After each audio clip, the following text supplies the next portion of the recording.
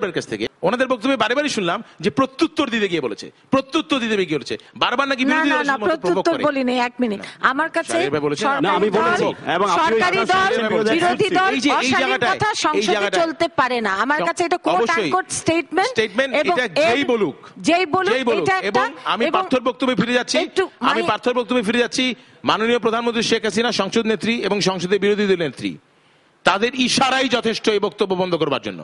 তারা সেই ইশারা না দিলে জাতি তাদেরকেই দায়ী করবে। এখন প্রশ্ন হচ্ছে কি, আমি ব্যক্তিগতভাবে আমি বাংলাদেশ জাতীয়তাবাদী দলের রাজনীতি এখন করি না। আমি কিন্তু বাংলাদেশ জাতীয়তাবাদী দলের অনেক সদস্যের কাছ থেকেও খারাপ বক্তব্য শুনেছি, কিন্তু মাননীয় বিরোধী দলের নেত্রী বেগম খালেদা জিয়ার গত 20 বছরের বক্তব্যে আমি কোথাও বঙ্গবন্ধুকে নিয়ে একটি কটূক্তি বেগম খালেদা জিয়ার মুখ থেকে আমি এখন পর্যন্ত শুনি নাই। কিন্তু মাননীয় প্রধানমন্ত্রীর মুখ থেকে আমি ক্রমাগত গালি শুনে যাচ্ছি একজন প্রয়াত নেতার ব্যাপারে। তার রাজনীতি আপনার পছন্দ না হতে পারে, তাকে আপনি সমালোচনা করতে পারেন, কিন্তু যেই ভাষায় একজন নেতাকে, যাকে বাংলাদেশের একটি বিশাল জনগোষ্ঠী যার আদর্শে বিশ্বাস করে একটি রাজনৈতিক দল আজকে মধ্যে দাঁড়িয়ে আছে, একজন সেনাবাহিনীর লোক চূড়ান্ত রাজনীতির শিক্ষা দিয়েছেন, একজন সেনাবাহিনীর লোক নিজে হাতে অস্ত্রের যুদ্ধ করেছেন, রাজনৈতিক দল করেছেন, সেই রাজনৈতিক দল বাংলাদেশের অন্যতম প্রধান আজকে রাজনৈতিক দল, তাকে প্রতি পদে পদে গালিগালাজ করা, এটা একটা লিমিট থাকা উচিত। লাস্ট বক্তব্য দিয়ে আমি তানাবাকে আক্রমণ করার জন্য আসলে বলিনি, লাস্ট বক্তব্য দিয়ে আমাদের আগামীকাল বিকল্পধারা বাংলাদেশের পক্ষ থেকে আমাদের আগামীকাল প্রতি বছর আমরা করি, আগামীকাল একটু বড়ভাবে করার চেষ্টা করছি। আমাদের আগামীকাল জাতীয় প্রস্তাবে একটি শবে বরাতের পরে একটি মিলাদ মাহফিল আছে। এই মিলাদে আমরা সকল জাতীয় প্রয়াত নেতৃবৃন্দ, স্বাধীন বাংলাদেশের স্থপতি বঙ্গবন্ধু শেখ মুজিবুর রহমান, শহীদ রাষ্ট্রপতি জিয়া রহমান, মাওলানা ভাসানী এবং এমএজি ওসমানী সহ সকলের জন্য আমরা একটা বিশেষ মোনাজাত প্রার্থনা করি। আমরা সমস্ত দলকে আজকে দাওয়াত দিয়েছি। আমরা আশা করব আওয়ামী লীগ আসবে। অনেক ধন্যবাদ। আমি তো তার আপনার কাছে যাব, অনেকগুলো প্রশ্নগুলো জমে আছে। আমি একটুখানি খুব ছোট করে বলি, ওনার যেমন জিয়া রহমান সাহেবকে বললে কষ্ট লাগছে, দুঃখ লাগছে, আমরা যখন শুনি যে আমাদের জাতির জনক, যিনি আমাদের স্বাধীন বাংলাদেশ দিয়েছেন, যার কারণে আমরা সংসদ সদস্য হয়েছি, তাকে জাতীয় একটি শব্দে উচ্চারণ করা হচ্ছে এবং আমাদের এর বাচ্চা বলা হচ্ছে, তখন অবশ্যই আমি উচ্চারণ করিনি শব্দটি, আমার রুচিতে বাধে, তখন অবশ্যই আমার অস্তিত্বে টান পড়ে, তখন আমার ইমোশনে টান পড়ে। আপনারা জানেন আমি আওয়ামী লীগ করি না, আমার অস্তিত্বেও টান পড়ে। হ্যাঁ, এবং তুরস্কে একটা আইন আছে যে ভালো কাজ হোক মন্দ কাজ হোক, তাদের জাতির জনক কে নিয়ে কোন রকম তার মন্দ কাজেরও সমালোচনা করলে শাস্তিযোগ্য অপরাধ। তুরস্কে কিন্তু তার মন্দ কাজেরও সমালোচনা করা যাবে না।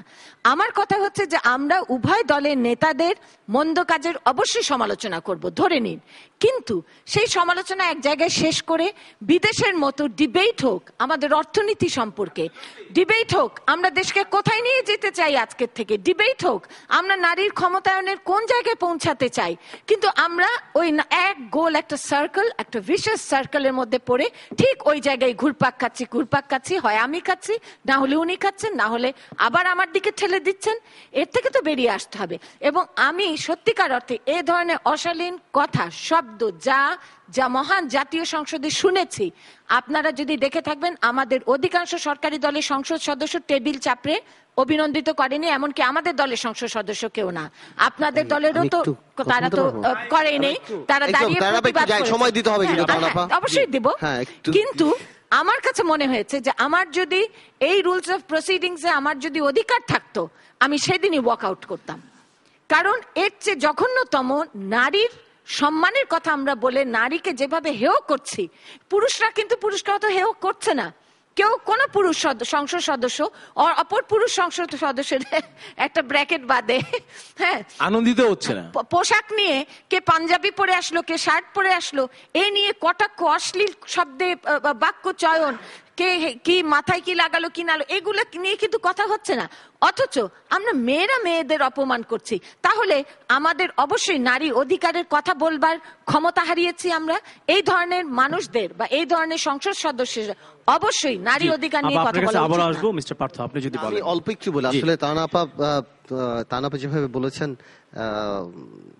আসলে আর তো কিছু বলার তেমন থাকে না, তবে এতটুকু বলি যে আমার একটা প্রশ্ন, যে এই প্রয়োজনীয়তা যদি আপনারা অনুধাবনই করে থাকেন, তাহলে আমাদের মানে আমি আপনাকে বলছি, এত সিনিয়র সদস্য থাকতে আমার আর পলকের কেন ইনিশিয়েটিভ নিতে হলো এই জিনিসটার? মানে আমি বলি, আমি আপনাকে শেষ করি, বিকজ একটা জিনিস আপনার মাথায় রাখতে হবে যে এই জিনিসটা নিয়ে অন্য কেউ কেন কথা বলছে না, বা এই জিনিসটাকে আরো শক্ত করে কেন থামানো হচ্ছিল না। তো আমার কাছে এই জিনিসটা খুব অবাক লাগে। এবং আরেকটা যে সেকেন্ড সদস্যরা ইনিশিয়েটিভ, হ্যাঁ সেকেন্ড আরেকটা জিনিস শোনা জানাপা, দেখুন গণতন্ত্র বলুন, ডিবেট বলুন, টার্কি যেই বলুন, এটা Bangladesh, this not turkey or this not United states. প্রায় আমরা শুনি আজকাল তত্ত্বাবধায়ক ইস্যুতে বলা হয় অস্ট্রেলিয়া হয়, এখানে হয়, মানে তত্ত্বাবধায়ক ইস্যুতে আমরা তখন অস্ট্রেলিয়ায় চলে যাই, কিন্তু বিরোধী দলের চিফ হুইপে মেরে যখন রাস্তায় পাঠিয়ে ফেলে তখন আমরা হাউস অফ টার্কির কথা মনে হয় না, তখন আমরা আবার হঠাৎ করে আমরা সার্বিয়া হয়ে যাই। এনিওয়েজ আমি ওই তর্কে যাব না, আমি জাস্ট এতটুকু বলছি, বাস্তব, রাইট অর রং বলবো না, বাস্তব, আমি যে পার্লামেন্টে বলেছি, দুই নেত্রী দুই দলের রাজনৈতিক স্তম্ভ, সন্দেহ নেই। 1/11 পর আরো শক্ত হয়ে যাওয়া, এবং 1/11 প্রমাণ করেছে যারা সংস্কার করেছেন তারপর লয়ালিস্টদের দাম যোগ্যতার চেয়ে অনেক বেশি। যারা লয়াল তাদের যোগ্যতার বান, যারা তাদের চেয়ে লয়ালদের দাম অনেক বেশি।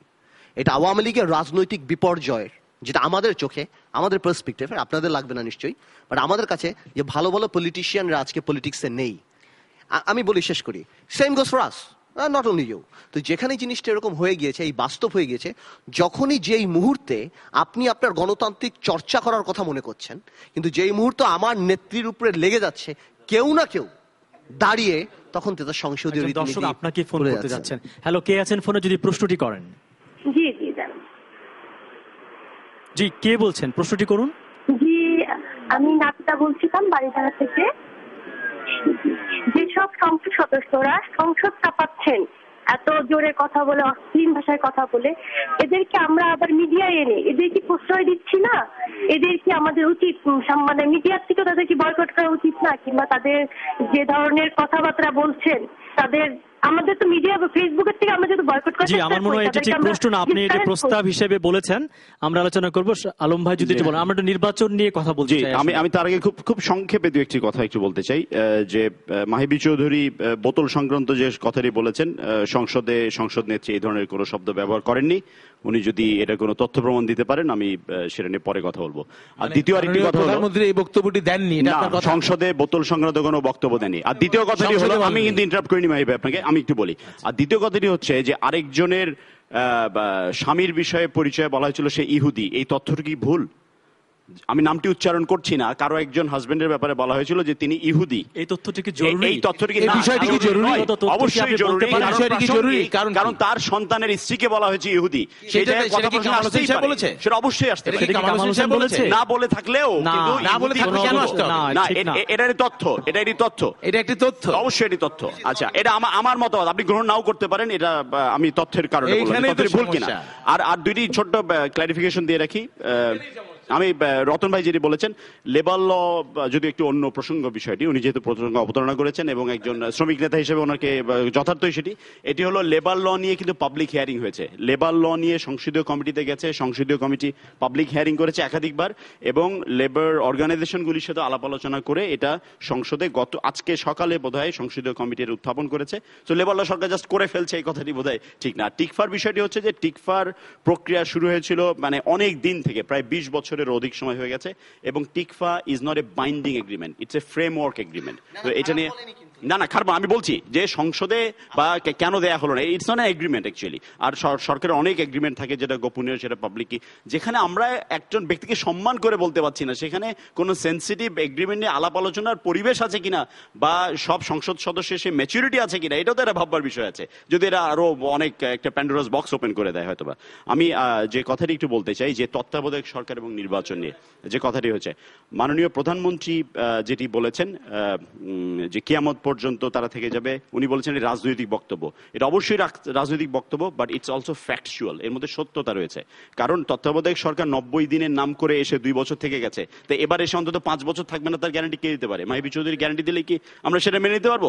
প্রশ্ন 5 বছরে কিয়ামত হবে ওনার জন্য একটা ফ্যাকচুয়াল ব্যাপার, কিছু করার নেই। কিয়ামত শব্দটি আক্ষরিক অর্থে ব্যবহৃত হয়নি, এটা আপনিও বোঝেন। কিয়ামত, আমি কিয়ামত পর্যন্ত অমুককে ক্ষমতা থাকবে, কিয়ামত পারপিচুয়াল, এটা আক্ষরিক অর্থে ব্যবহৃত হয়নি। কিন্তু এটা সত্য যে বাংলাদেশের ভাগ্য নিয়ে একাধিকবার ছিনিমিনি খেলা হয়েছে, বাংলাদেশ নিয়ে আন্তর্জাতিক ষড়যন্ত্র হয়েছে। এই দেশটির ভৌগোলিক অবস্থানের কারণে এই দেশটির সম্ভাবনার কথা আমরা সকলে জানি, এবং সেই জায়গায় একটি গণতান্ত্রিক অবস্থা উত্তরণের জন্য আমরা যেমন বলছি যে 91 চেয়ে 96 পার্লামেন্ট ম্যাচিওর হওয়া উচিত ছিল, 96 2001 আরো বেটার ম্যাচিওরিটি হওয়া উচিত ছিল, 2008 আরো ভালো হওয়া উচিত ছিল। আমার একটি প্রশ্ন, যদি কেউ উত্তরটা দয়া করে দিতে পারেন, সেটি হচ্ছে যে তত্ত্বাবধায়ক সরকার টুডে অর টুমরো বাতিল হতেই হবে, কারণ এটি সংবিধানের সাথে সাংঘর্ষিক। বর্তমান অ্যামেন্ডমেন্টের আগের কথা বলছি আমি, পঞ্চদশ সংশোধনীর আগেও সংবিধানের সাথে যে ব্যবস্থা সাংঘর্ষিক। ধরে নিলাম জাতীয়তাবাদী দল 10ম জাতীয় সংসদ নির্বাচনে বিজয়ী হয়ে সরকার গঠন করলো, সেই টার্মের শেষে গিয়ে তারা কি ব্যবস্থায় সরকারি ভাবে নির্বাচন করবেন? কারণ এর আগের অবস্থাতেই তো দেখেছি তারা তত্ত্বাবধায়ক সরকারও চাননি, তারা জোর করে একজনকে তত্ত্বাবধায়ক সরকার প্রদান করে দিয়েছেন। আমি নতুন কোনো আলোচনা ওপেন করতে চাচ্ছি না, কিন্তু বাস্তবতাটি আমি সত্যিকার অর্থে এটা সলিউশনের উদ্দেশ্যে প্রশ্নটি করছি যে তারা আবার ওই রকম একটা প্রক্রিয়ার মধ্যে যেতে পারেন, অথবা তারা বলতে পারেন এবার আমরা তত্ত্বাবধায়ক বাতিল করি। তাহলে তত্ত্বাবধায়ক ব্যবস্থা আজকে না হোক কালকে, কাল না হোক পরশু বাতিল হতেই হবে। So why not today?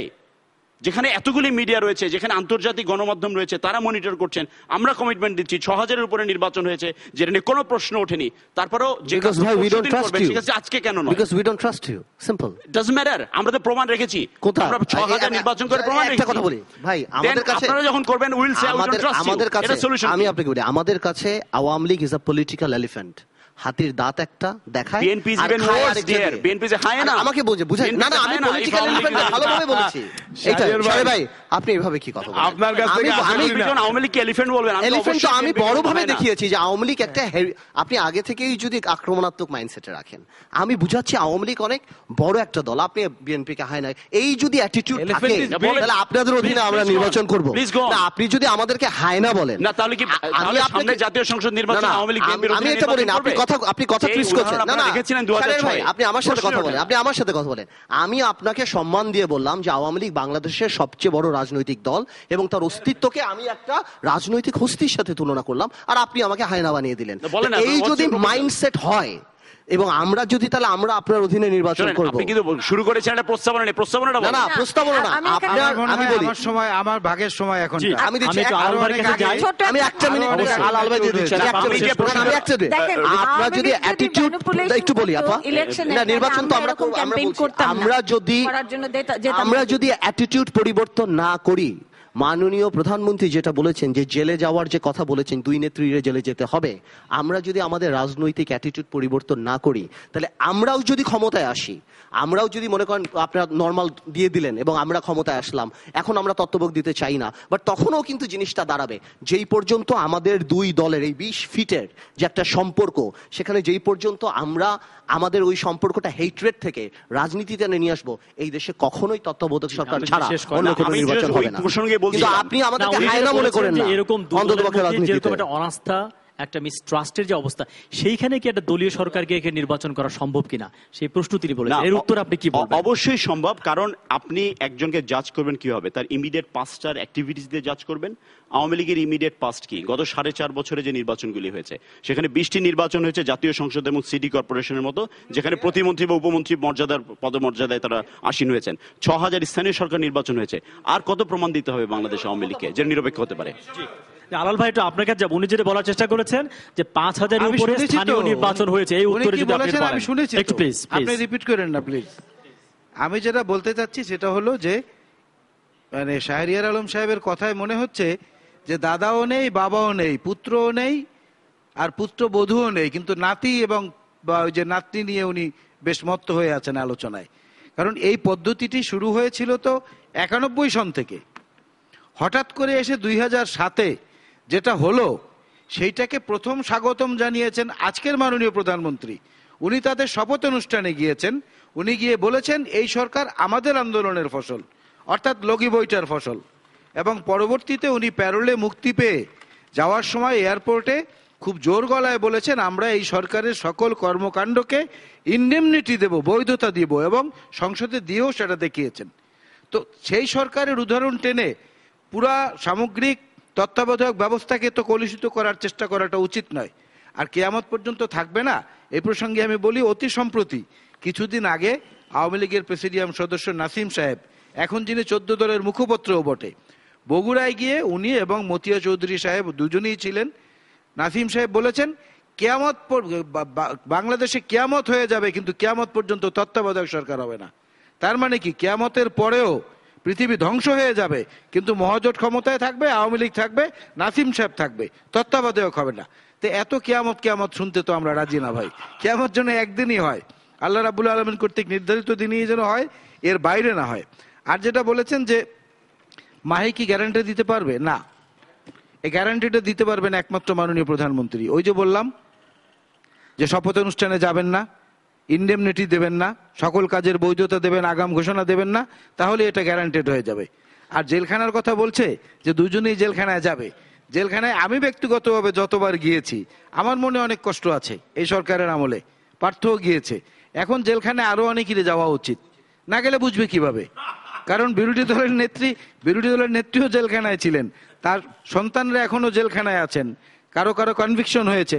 ধরে নিলাম ওনারা বলবেন খারাপ কাজের জন্যই হয়ে যায়, সামনে তো নির্বাচনটা দিতে হবে, কিভাবে এটা হতে পারে আমি বলি সেটাই, যদি সেই দিকে যাই, সেই জায়গাটাই আমি আসছি। সংলাপ, ডায়ালগ, যে উদাহরণগুলোর কথা ওনারা বললেন, জি, মির্জা আব্বাস বিএনপির ক্ষমতাকালীন সময়ে পরাজিত হয়ে বিজয়ী প্রার্থী হানিফ সাহেবের বাসায় ফুল মিষ্টি নিয়ে ছুটে গিয়েছিলেন, এবং মির নাসির পরাজিত হয়ে আমি কিন্তু একবারও কারো কথার মধ্যে ইন্টারাপ্ট করিনি আপা, সরি, কারো কথার মধ্যে করিনি। মির নাসির পরাজিত হয়ে তারপরে গিয়ে মহিউদ্দিন চৌধুরী সাহেবের বাসায় ফুল দিয়েছিলেন, এবং 4700 ইউনিয়ন পরিষদ সহ পৌরসভায় নির্বাচন হয়েছিল, যার মেজরিটি জায়গায় জয়লাভ করেছিল আওয়ামী লীগ। তখন কি তারা তত্ত্বাবধায়ক সরকারের দাবি থেকে সরে এসেছিল? এই কেমিস্ট্রি তো আবিষ্কার হয়েছে জামাত ইসলামীর ল্যাবরেটরিতে। এটার মূল থিওরিটা দিয়েছেন গোলাম আজম সাহেব, আর মার্কেটিং এর দায়িত্ব দিয়েছিলেন আজকের মাননীয় প্রধানমন্ত্রীকে।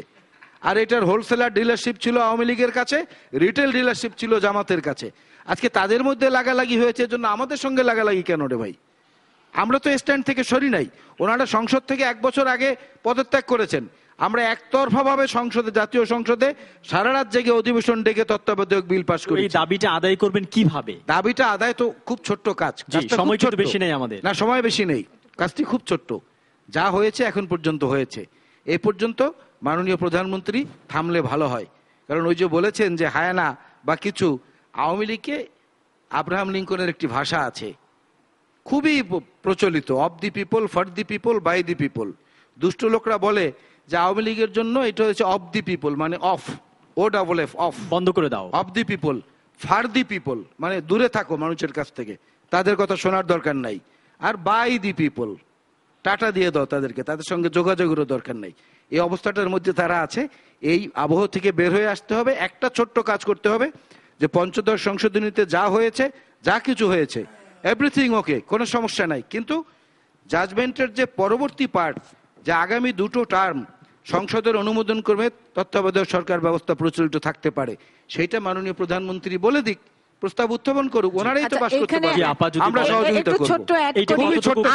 এবারের বাজেট অধিবেশনেই আপনারা government of the people, of এর বদলে বিএনপি এবং জামাত চক্র ও ডাবল এফ করতে চাচ্ছে, এবং বিওয়াই এর পরিবর্তে বাই দ্য পিপল এর পরিবর্তে বিওয়াই করতে চাচ্ছে, এটা বলেছি। অন্তত এখানে একটা মিল হলো।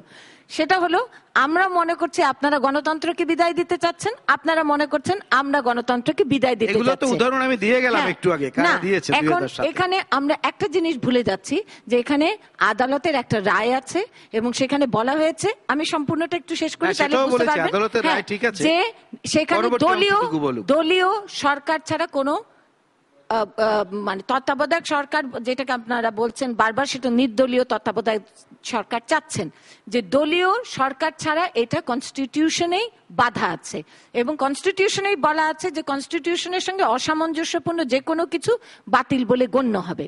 এখন আমাদের কোনটা করতে হবে? আমাদেরকে লক্ষ্য রাখতে হবে যে ইলেক্টেড কিভাবে একটা গভর্নমেন্ট যেটা আমরা বলছি সেটার একটা ফর্ম আবিষ্কার করতে হবে, কথা বলতে হবে, বসতে হবে। আপনারা বারবার কি বলছেন 2টা টার্ম, কিন্তু পরের কথাটা বলেন না। এই যে বলে না যে অর্ধ সত্য মিথ্যার চেয়ে আমরা বলছি না, ভয়াবহ। আদালত বলেছে সেই কথাটি বলেছে। হ্যাঁ, আদালত আপনি বলেছে। আদালতের reference হ্যাঁ, দিচ্ছেন, কিন্তু সেটা তো আপনার আদালতের কথা না। রেফারেন্স দিচ্ছে এই আপনি জন্য যে যেটা বলেছেন আদালত সেটাও বলেছে আদালতের reference। সংসদ কর্তৃক আমরা তো সেটাকে বলবো যেটা থাকবে, সেটা আস্থা যেটা অনাস্থা মনে থাকবে। করে শেষ দিন এটাও পর্যন্ত। বলেন। না, আপনারা বলছেন যে দুটো টার্ম, কিন্তু তার সঙ্গে সংসদ থেকে যদি সেটা মনে করে, সংসদ সেটা মনে করেনি।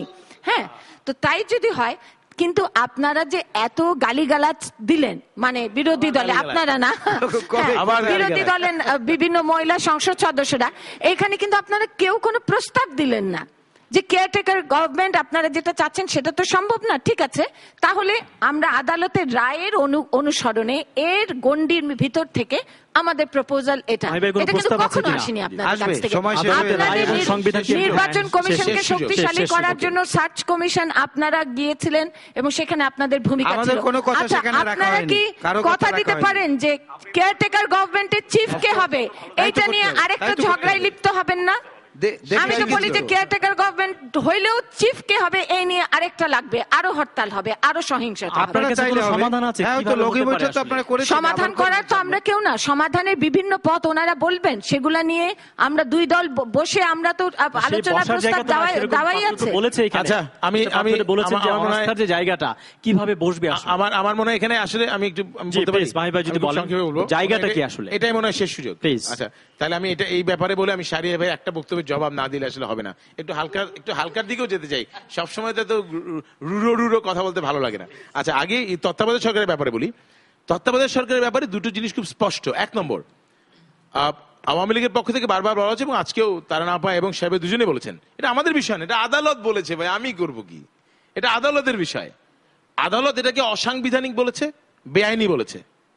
তার মানে 94 সালে আজকের মাননীয় প্রধানমন্ত্রী যেই দাবিতে আন্দোলন করেছিলেন সেটি আদালতের ভাষায় 20 বছর পর প্রমাণিত হলো একটি অসাংবিধানিক এবং একটি বেআইনি দাবি ছিল।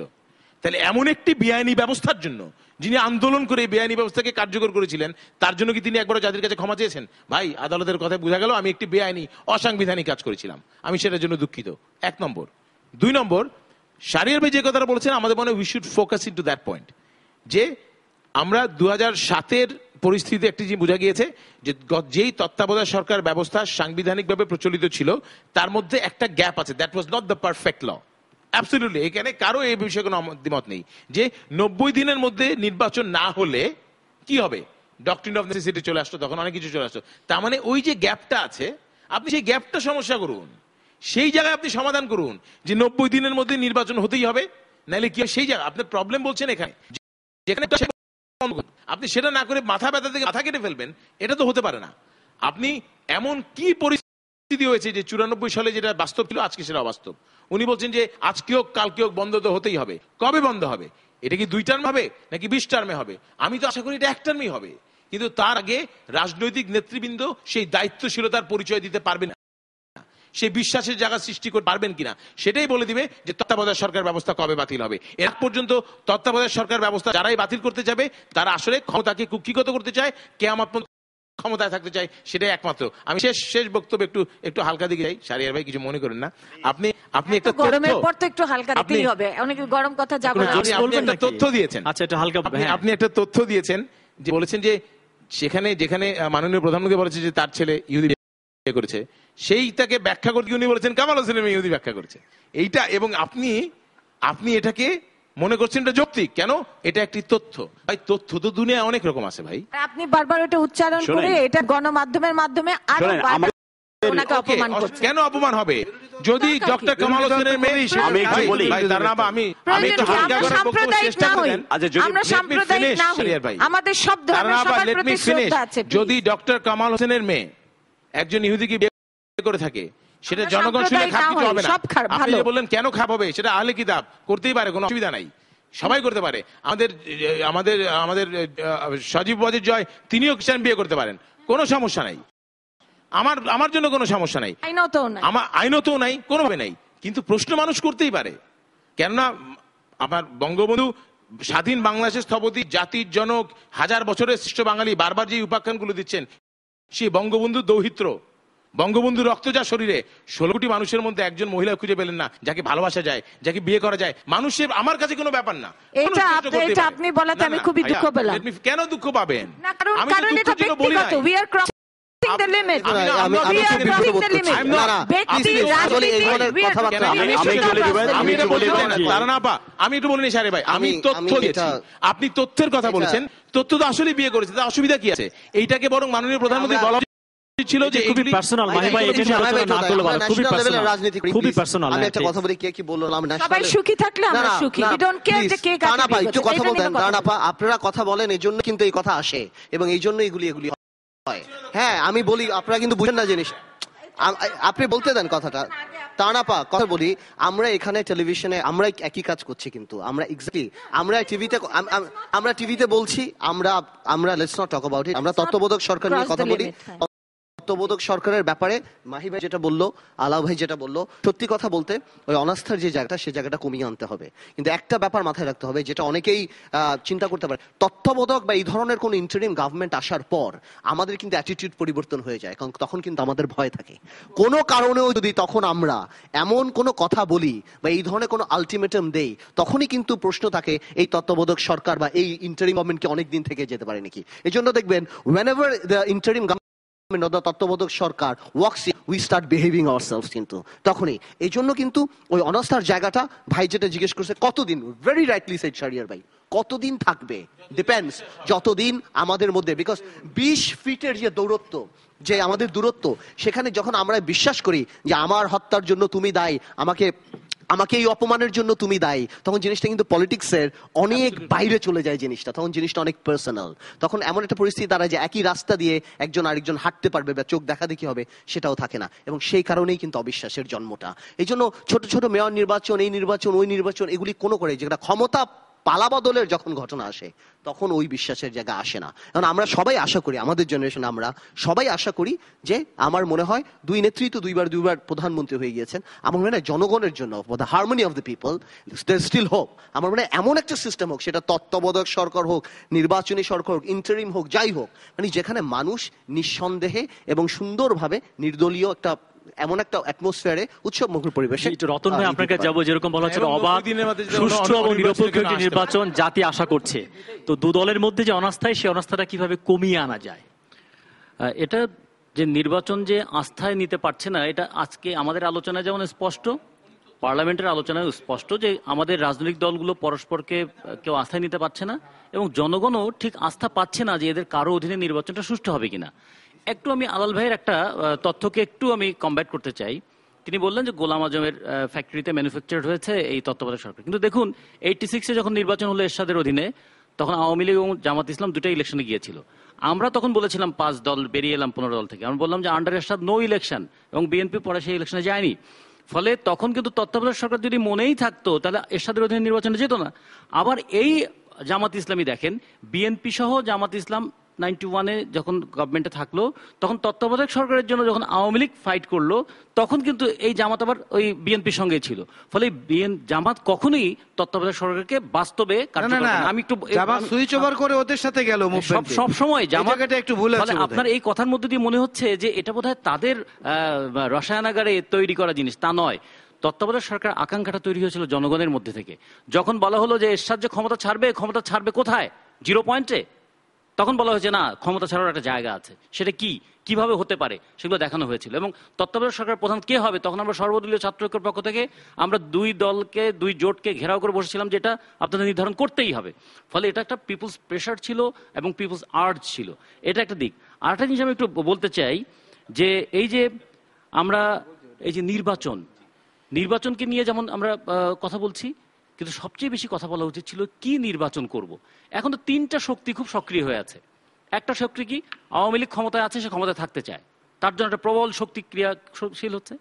আবার বিএনপি ক্ষমতায় আসবার জন্য মরিয়া হয়ে আছে, যে 5 বছর ক্ষমতার বাইরে ছিল, আর বাকি 5 বছর ক্ষমতার বাইরে থাকলে কি হবে তাদের, এই জন্য মরিয়া হয়ে তারা ক্ষমতায় আসতে চায়। আর একটা পর্দার অন্তরালের যেটা শক্তি, সেটাও কিন্তু সক্রিয় হয়েছে। এই 3 শক্তি কিন্তু খেলছে এখন। আর সেক্ষেত্রে জনগণের আকাঙ্ক্ষা কি, যে এমন একটা ব্যবস্থা আসুক জনগণ যেন তার জীবনটা নিরাপদে যাপন করতে পারে। সেই ক্ষেত্রে জনগণের আকাঙ্ক্ষা কখনো কখনো এরকম হয়, এই জোট মহাজোট তার বিপরীতে একটা বিকল্প শক্তি সে প্রত্যাশা করে, কিন্তু এই বিকল্প শক্তি আসছে না বলেই কিন্তু এই জোট মহাজোটের মধ্যেই মানুষ আবার আছে। এখানে আওয়ামী লীগকে পছন্দ করছে না মানেই বিএনপিকে পছন্দ করছে এমন কিন্তু নয়, আবার বিএনপিকে পছন্দ করছে না মানেই আওয়ামী লীগকে পছন্দ করছে তাও কিন্তু নয়। এটা হলো উপায়হীন আত্মসমর্পণ করার মতন জায়গা মানুষ চলে গেছে। ফলে এখানে একটা ওয়ে আউট কি, যতক্ষণ পর্যন্ত ওই কেয়ামতের কথা যে বলেছে, আসলে জনগণের জীবনে কেয়ামত ছোটখাটো প্রতিদিনই হচ্ছে, ফলে কেয়ামতের জন্য অপেক্ষা করতে হচ্ছে না। আসলে যতদিন পর্যন্ত একটা বিকল্প শক্তি এখানে উত্থান না হচ্ছে, সেই সম্ভাবনা আসলে কতটুকু, সম্ভাবনা কতটুকু বড় কথা না, এটা প্রয়োজনীয়তা কতটুকু। প্রয়োজন তো আমরা জানছি, কিন্তু সম্ভাবনা তো বুঝতে হবে। প্রয়োজনটাকে যতক্ষণ পর্যন্ত সম্ভাবনায় রূপ দেয়া না যাবে, কিভাবে সম্ভব ততদিন সেটা? পর্যন্ত কিভাবে প্রয়োজনকে কিভাবে সম্ভাবনা বানানো যদি যায়? আওয়ামী লীগ নির্বাচনে যেতে প্রয়োজনকে কিভাবে সম্ভাবনা রূপ দেওয়া যায় সেটা আপনি বলেন। বিএনপি নির্বাচনে যেটা 7 দিনের মধ্যে আওয়ামী লীগ আবার হরতালে যাবে, ফলে মানুষকে এখন যে এই যে একটু ভাবেন, আপনাদের বামরা তো ভালো বিকল্প হতে পারছেন না কেন? বিকল্প হতে পারছে না দুটো কারণে। একটা হচ্ছে যে নির্বাচন অথবা রাজনীতিটা এখন যেভাবে মানি মাসল মিডিয়া ম্যানিপুলেশন এবং মার্কা দ্বারা গাইডেড হয়ে যাচ্ছে, এই 4M এর খপ্পরে পড়ে গেছে, এখানে মরালটা হারিয়ে গেছে। খপ্পর মুক্ত করার জন্য বামদের কি কিছু করবেন না? বামপন্থীরা সেই চেষ্টাটা প্রাণপণ করছে, এখন দরকার জনগণের সেই জায়গায় এগিয়ে আসা। সেই জনগণকে সম্পৃক্ত করার জায়গাটা কোথায় আপনাদের? সেই জনগণকে সম্পৃক্ত করার চেষ্টাটা আমরা করছি। আমাদের তো চেষ্টা করা ছাড়া আর কোনো এবং বিকল্প ব্যর্থ নাই। হচ্ছেন।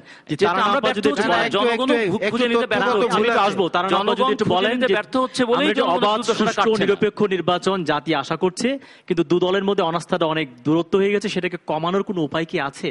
কোনো সংলাপ কি সম্ভব? আমি খুব ছোট্ট একটা বাংলা ভাষায় বলবো, বাবা মা শিক্ষা দিয়েছিলেন ছোট হলে মানুষ ছোট হয় না, ছোট হলে বড় হয়। তো এই মনোভাব নিয়ে দু দলই যদি একটু ছোট হয়ে পরস্পরের কাছে আসেন, আপাত দৃষ্টিতে তারা মনে করবেন আমি ছোট হলাম, আমি প্রথম ফোন করলাম, কিংবা আমি প্রথম এগিয়ে এলাম, এটা ছোট হওয়ার কিছু নাই। এই ছোট হওয়ার মধ্যে দিয়ে আমরা বড় হতে পারি। তো এইভাবে আমরা সবাই একটু ছোট হয়ে সবাই এগিয়ে আসি, আলোচনার টেবিলে বসি। আলোচনার মাধ্যমে পৃথিবীতে কত বৃহৎ বৃহৎ যুদ্ধের অবসান হয়েছে, কত রকম শত্রুতার অবসান হয়েছে, আর এই একটা ছোট্ট জিনিসের অবসান হবে না, এটা তো আমি বিশ্বাস করি। আলম ভাই যদি একটু বলেন। জি, আমি প্রথমে খুব নির্বাচনটা কিভাবে সম্ভব করা যায় সবাইকে নিয়ে? নির্বাচনের আগে আমি হতাশ হয়েছি মাহিবি চৌধুরীর বক্তব্যে, যে কারো ব্যক্তিগত জীবন নিয়ে উনি বলেছেন যে বাংলাদেশে কি কোনো মুসলমান মেয়ে ছিল না, সজীব ওয়াদের জয় সম্বন্ধে যেটা বলেছেন আপনি বলেছেন, মানে দ্যাট ওয়াজ ইমপ্লাইড। আমি আবারও বলি যে বিরোধী দলীয় এইসব নারী সংসদ সদস্যরা এমনভাবে মানে বলছিলেন কথাগুলি যে তাদের বোধহয় জানা দরকার যে কে ইহুদি বিয়ে করেছে, সেরকম একটা জায়গা থেকে হয়তো মাননীয় প্রধানমন্ত্রী বলেছেন। কিন্তু আমি আবারও বলি, ইট ইজ নট ফ্যাকচুয়ালি রং। কিন্তু এটাকে ডিফেন্ড করতে গিয়ে মাহিবি চৌধুরী এক চোখা নীতি এখনো, এবং মানে আমরা যদিও জানি যে বিকল্প ধারা মাঝে ওনারা অনেক কিছু করার চেষ্টা করেছিলেন, থিংস ডিডন্ট ওয়ার্ক, তারপরেও বলবো যে বাংলাদেশে একবারই একজন মহামান্য রাষ্ট্রপতি রেল লাইন ধরে দৌড়াতে হয়েছিল, তারপরেও তারা কেন যে তাদের সঙ্গ ছাড়তে পারছেন না। যেমন আওয়ামী লীগকে ক্ষমা চাইতে হবে 94-এ সে আইন পাশ করার জন্য বা দাবি করার জন্য, কিন্তু বিএনপি যে 15 ফেব্রুয়ারি নির্বাচন করে মধ্যরাতে আইনটি পাশ করলো, উনি যখন বলছেন আওয়ামী লীগের কথা, পাশাপাশি থেকে বিএনপির কথাটাও বলা উচিত ছিল, উনি বলেননি। তো আমাদের বোধহয় এই ধরনের ব্যক্তিগত আক্রমণ থেকে সরে থাকা উচিত। ফেসবুক ঘাটলে, অনেক কিছু ঘাটলে আমাদের অনেকের সম্বন্ধে অনেক কিছু কিন্তু বের হতে পারে, এগুলো কিন্তু ঘোরাফেরা করে, আমরা কিন্তু টক শোতে সেগুলো বলি না। আমার মনে হয় আমাদের বিরত থাকা উচিত এই জায়গা থেকে। আমি যে কথাটি একটু বলতে চাই, এবার নির্বাচনের বিষয়ে যদি বলতে চান, যে তত্ত্বাবধায়ক সরকার নিয়ে সংসদে আলোচনা হতেই হবে, এবং তারান আপা যেটা বলেছেন আমি খুবই পুরোপুরি তার সাথে একমত, ওনারাও একমত, 3 জন বিরোধী দলের সম্পৃক্ততার সাথে যারা আছেন। কিন্তু একটা জিনিস খেয়াল করবেন, মাননীয় প্রধানমন্ত্রী থেকে শুরু করে এবং তারও আগে, আজকে 2.5 বছর আগে যখন 15 সংশোধনী পাশ হয়, তখন আমাদের দলের সাধারণ সম্পাদক বলেছিলেন যে আলোচনার দুয়ার খোলা রয়েছে, এখানে আলোচনা হতে পারে, আহ্বান জানানো হয়েছিল। বিরোধী দল আজকে পর্যন্ত আলোচনায় সাড়া দেয়নি। এমনকি খুব সম্ভবত এপ্রিলের একদম শেষে গিয়ে মাননীয় প্রধানমন্ত্রী যখন বিরোধী দলকে আহ্বান করলেন, তখন দেখলাম সেই 2রা মের, সেই 32রা মের সেই পল্টন ময়দানের জনসভা থেকে 24 ঘন্টার 48 ঘন্টা আলটিমেটাম দিয়ে দেওয়া হলো। পরে সেটাকে হেফাজতের সাথে জুড়ে দেওয়ার চেষ্টা হলো, ওই প্রসঙ্গে আমি যাচ্ছি না। কিন্তু সংসদের আসন রক্ষার স্বার্থে হোক, যে কোনো স্বার্থে হোক, তারা বাজেট অধিবেশনে এসেই নোয়াখালী থেকে নির্বাচিত সংসদ সদস্য খুব সম্ভবত মাহবুদ্দিন খোকন একটি প্রস্তাবনা দিলেন যে তত্ত্বাবধায়ক সরকার ইস্যুতে তারা আলোচনা করতে চান। কয়েক ঘন্টার মধ্যে তারা এটা প্রত্যাহার করে ফেললেন। কেন তারা এই প্রত্যাহারটা করলেন? এই আলোচনাটা তো অবশ্যই সংসদে আলোচনার মধ্যে দিয়ে নির্বাচনী সময়কালীন সময়ে সরকার ব্যবস্থা আলোচনা হবে। আমি একটু বলি, প্রথমে আমি জিনিসটা একটু ক্লোজ করি। আমি বারবার বলছি আমি যে জিনিসটা, যে এটা টক শো হোক, এটা যেখানেই হোক, দুই নেত্রী এবং দুই নেত্রীর পরিবারকে নিয়ে যত কম কথা বলা যায় বা কথা না বলাটাই শ্রেয়। বিকজ আমাদের একটা মেন্টালিটি, একটা কথা বললে অন্য পক্ষ অন্যভাবে ইন্টারপ্রেট করে এবং কথা অন্য থেকে চলে আসে, বা এই পরে দেখা যায় আমরা এগুলি নিয়ে কথা বলছি। তো আমার মনে হয় এটাই শ্রেয় যে আমরা দুই নেত্রীকে, তো বাংলাদেশে এতদিন পর দুই নেত্রীকেই তো মানুষ নেত্রী হিসেবে গ্রহণ করেছেন।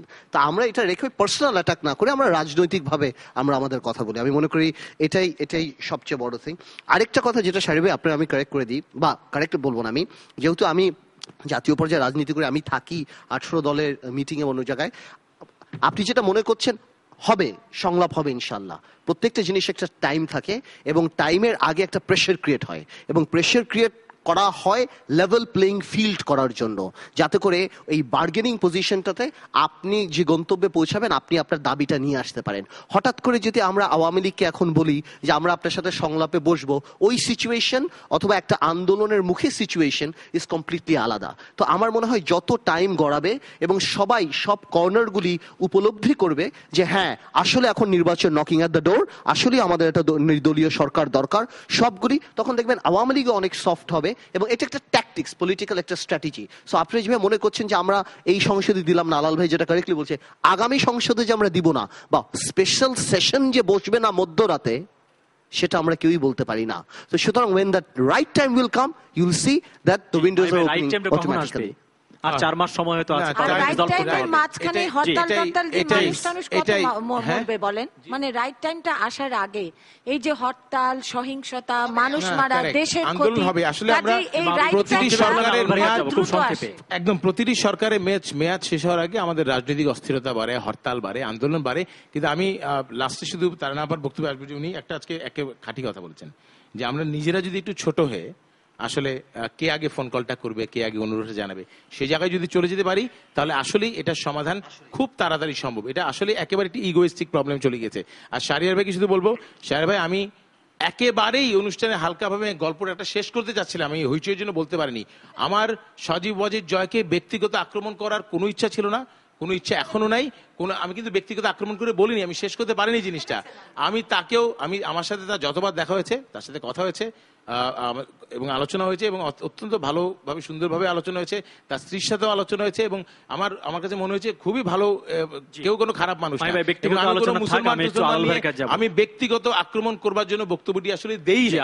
আমি একেবারে বলছি, হালকা করে একটা গল্প বলার চেষ্টা করছিলাম, গল্পটাও বলতে পারলাম না। কিন্তু তারপরে যদি আমার বক্তব্যে মনে হয় যে ব্যক্তিগতভাবে আক্রমণ করেছি, আমি সেই জন্য দুঃখিত। কিন্তু আমি ব্যক্তিগত আক্রমণ করার উদ্দেশ্য নিয়ে জিনিসটা আসলে। জি আলাল ভাই যদি বলেন।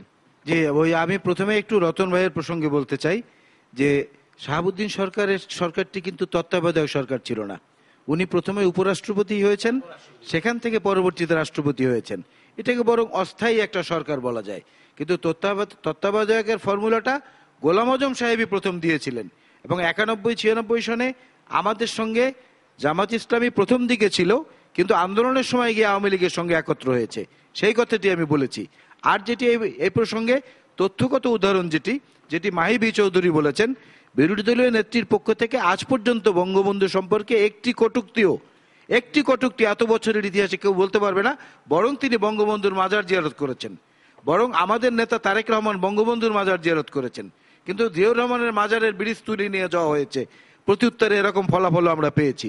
ওই জন্যই যেটা তারেনা হালিম বলেছেন, আমরা সব উই ডু সাপোর্ট এভরিবডি এখানে, যে একটু ছোট হওয়া দরকার, এবং যে গাছটি বড়, যে বৃক্ষটি ফলবান, সেই গাছটি প্রকৃতির নিয়মেই একটু মাথা নিচু করে থাকে।